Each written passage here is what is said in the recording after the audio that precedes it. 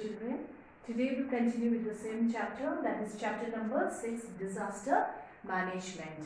So in the previous lesson you have learned about the stages of the disaster management, and today we will look into the safety measures for the disaster management. Okay, so it's been categorized under two types: structural and non-structural measures. Okay, so what do you mean by all the structural measures? Now, in structural measures, it involves the physical construction or the application of the engineering, the techniques, or you can say the engineering technology in order to lessen the impact of the natural disaster. So take the example under the structural measures, like the construction of the walls in order to prevent the flood, or the construction of the earthquake resistant buildings, then ocean wave barriers, and also the evacuation shelters. So these come under your structural measures for disaster management. Then under the non-structural, these non-structural measures, they do not involve the physical construction, but rather the application of the knowledge. Okay, the application of the knowledge in order to lessen the impact of the disaster. Like example, land use information and plannings, or giving the education and training, and also giving the awareness program to the people. So that comes under your non-structural measures for disaster management. So first now, let's see the safety measures during flood.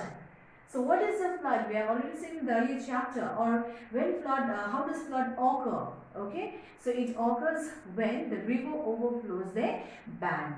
Like it may be due to the excessive rainfall during the monsoon season, or it could be due to the failure of the dam, or the melting of the glaciers, thereby raising the sea level. Okay, so now if you are in the flood prone area, so what are the safety measures which you have to remember, or which we have to keep in our mind? So let's see first, okay, before a flood. Now if you are in the flood prone area, so what are the things which one should remember, or you have to remember? So number one is, okay, regular, you need to monitor the television or a radio. So in order to look for the in order to get the news about the weather. Okay, so monitoring the television or the radio. Then number two, the second point is building up the barriers such as the walls to prevent the flood from entering your house, or seal the wall, some basement, isn't it? Or you can say like next one is like keeping all the essential items in the upper floor. Then the important thing is keep the disaster kit ready. Now what should be there in the disaster kit?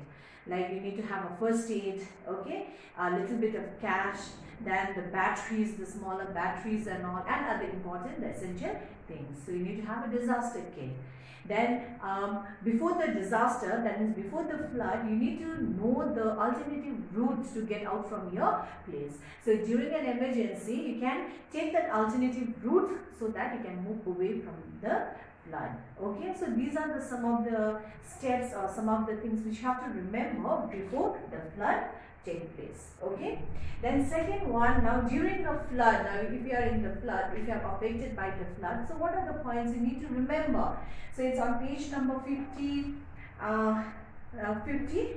Okay, so first point is do not walk or swim in the flowing water, because that's quite dangerous. Okay, you may get drowned or you may be swept by the flow of the river. Then second one is like you need to stay away from the power lines. Okay, so don't go near to the power poles and all. So stay away from the power lines. Then next one is get out of the low areas and move to the high altitude. So that you may be, or you'll be safe. Okay, and the next thing is like you try to take the help from the rescue team. So for that you need to keep the numbers ready, so that if you are in need of the help, so you need to call them up and then they will render the help to you all. Okay, so these are the steps during a flood. Now after a flood, now flood is over, Okay, so you want to go back to your house, but do not move to your house, okay, unless you get the information from the authority. So unless the information will give you the what is a warning, or like will tell you that it is safe for you to return to your home, so please do not move. Then second point is that do not use flood water because it is contaminated. Okay, so do not use the flood water as it is contaminated. That means it's polluted. Then next point is like you stay away from the like power lines. That is an important thing. Then other one is stay away from the building which is still surrounded by the flood water. And the next important thing is like you try to, or you have to repair whatever damage is caused by the flood before you move into your house. So these are some of the measures which you have to remember before a flood, during a flood and after a flood. Number 2, now let's see safety measures during drought. So what is a drought? It is an acute shortage of water for the long period of time. Okay, so what are the safety measures which we need to take during the time of the drought? Okay, so first one, conserve water. So now how can we conserve water? Like the first point, you need to fix up the leaking taps so that there is no wastage of water. Then number 2, the second point is you use low flow the shower heads and all, so that there is no excess use of water or the wastage of water. Then number 3 is the third one is that's recycle and reuse water. Like example is used water from the kitchen can be, or we can use it to water the plants. So these are how we can, these are the steps, okay, where we can conserve the, by which we can conserve the water. Now next one is gathering water. So if you know that, or if you are in the drought prone region, you need to, number 1, you need to keep the stock of drinking water ready. At least it should last for a week, especially the drinking water. That means the water bottle, okay, beforehand only you need to keep the stock. Then second one is like practice rainwater harvesting. Now what is rainwater harvesting? It is the process of storing, okay, or collecting and storing the rainwater for the use. And the water which we have stored from the rainwater, okay, rain, we can use it for cleaning, washing and so on.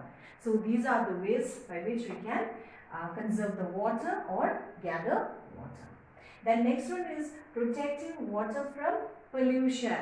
Now, like in the local areas, we have the water bodies like lakes, ponds and streams and all. So all these local water bodies, we have to keep it clean. So during the time of emergency, you can use those, the water from those sources like rivers, lakes, ponds and streams. And last one is spreading awareness. Like we need to educate the people like how to conserve. We need to teach those people, the public, how to conserve the water. So in that way, okay, we can overcome the drought. That's a situation or the period of shortage of water.